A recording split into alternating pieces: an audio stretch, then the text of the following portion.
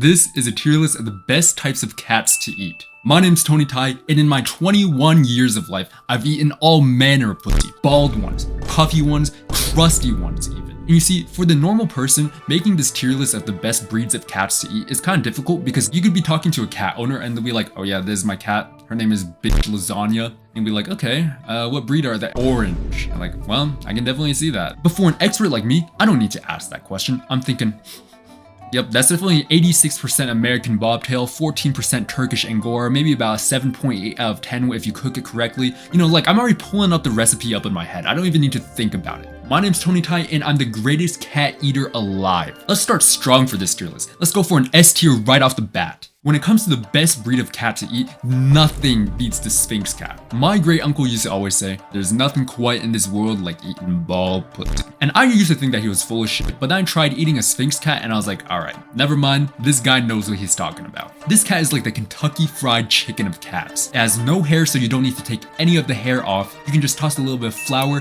breading, seasoning, and pop it into the air fryer. Congratulations, you now have deep fried, extra crispy cat. It's too easy. It literally tastes just like KFC too. Next up is the exotic short hair. So a lot of people like to ask me, Tony, how do I get into the cat eating lifestyle? Like, where do I start? And for me, I start at my local animal shelter because, you know, they already do all the work for you. And when I stroll through the animal shelter looking at all the animals in their little cages, the exotic short hair always catches my eye. These short hairs will always be looking at you with this expression, and it's just like, pal, you got a fucking problem or what? Why are you looking at me like that? You think you're better than me? So naturally, you just gotta take them home, throw them into the microwave to show them who's boss. And you know, the taste is fine, it's like a 5 out of 10, but it's just the feeling of knowing who's boss is what tastes the best. My grandpa used to always say, revenge is the best form of seasoning. It is a dish best served cold. I kind of disagree with that last part because the exotic short hair tastes pretty good as a hot dish rather than it is cold, but overall it's a B tier. You wanna know what the best part is about eating cats from the animal shelter? Is that the people working at the animal shelter never catch on. They just don't get paid enough to care. Like this girl who works at the animal shelter was talking to me and she was like, Tony, you're such a good person, always adopting these cats and saving them from their prisons. I'm like, it's cool talking and all, but you got any Sphinx cats in the back anywhere? Like,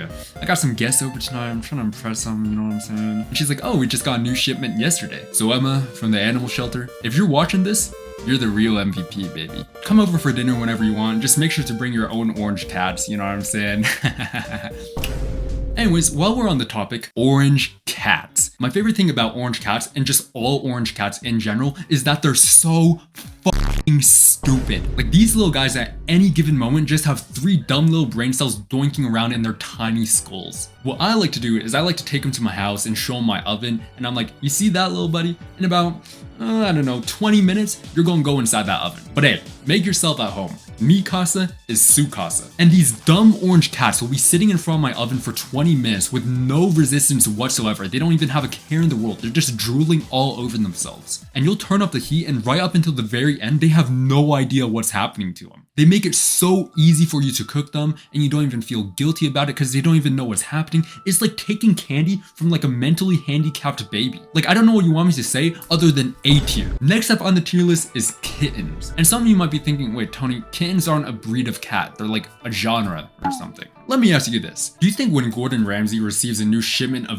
veal on his doorstep, he's sitting there wondering, man, I wonder what color fur these poor baby cows had before they got skinned and shipped to my door? Absolutely fucking not. He looks at the box's shipping label and if it says tortured baby cow, that's all he needs to know. Listen, you can go to an alley in like any populated city and you can find a cat with 6 kittens around her. Just take them. They're free. What are they gonna do? Stop you? I mean, that's like 6 nights of fine dining right there. Like the meat is so tender, it practically falls off the bone. And the only thing that these guys have been fed is milk, so their meat is sweet and savory. And some people might be saying, oh my god, that's horrible. But you know what I'm saying? I'm saying that it's the fucking S tier. Next up on the tier list is chonkers. Just fat fucking cats. Eating chonkers is my guilty pleasure. I'm like the witch from Hansel and Gretel. I take skinny cats off the side of the road, I fatten them up, and I post them onto the chonkers subreddit to get thousands of upvotes. And this is where it gets addicting. Because these fat, neckbeard redditors will comment crazy shit like wimpy or chunklish cuddlebug. But what they don't know is that by the time that they left their widow updates in comments, I've already turned their chunker into my leftovers. And the best part is that some of these idiots will even ask for an update photo. They'll say, I want to see my chunky boy. You know what I do? I send them a picture of my finished plate. Sorry, I don't think I can continue this tier list because I'm just so excited right now. But I'm going to probably make this into a part 2, so stay subscribed for that. But anyways, my name is Tony Tai. I'm the greatest cat eater of all time, and I'll catch you in the next one. See ya.